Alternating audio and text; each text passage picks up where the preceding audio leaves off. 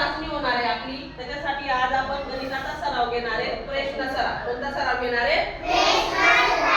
प्रश्न सराव मध्ये आज बघा आपल्याला पहिला प्रश्न कसा येऊ शकतो, म्हणजे हे फक्त स्वरूप आहे, ही प्रश्नपत्रिका नाही.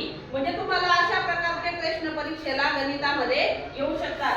बघा आता पहिला प्रश्न, डब्यांची संख्या मोज व लिही. मग इथं आपल्याला बॉक्स दिलेला आहे, इथं डब्यांची संख्या आपल्याला मोजायची आहे.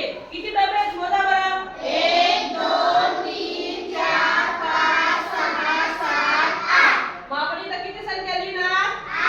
8. बरोबर.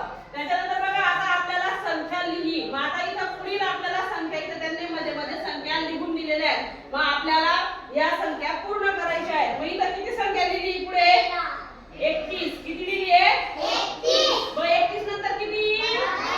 32. 33 लिहिलेला आहे, 34 लिहिलेला आहे. 34 नंतर 35. 35 नंतर 36. 36 नंतर 37 आणि 38 लिहिलेला आहे की नाही? मग आपल्याला हे अशा पद्धतीत पूर्ण करायचंय. त्याच्यानंतर बघा दशक व एकक लिही. तुम्हाला शिकवलंय ना दशक व एकक?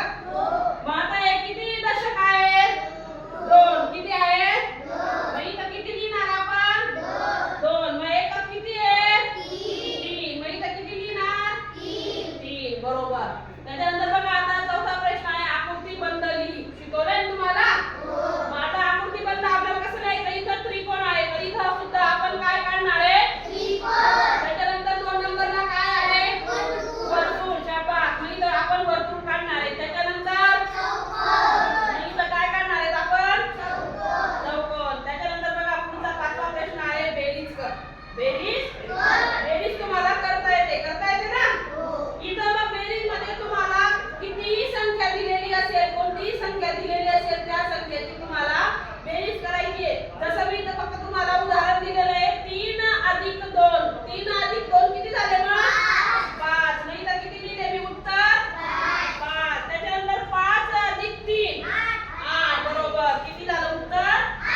8. म्हणजे तुम्हाला या स्वरूपाचे प्रश्न परीक्षेला येऊ शकतात. तर तसे प्रश्न तुम्ही परीक्षेमध्ये सोडवायचे.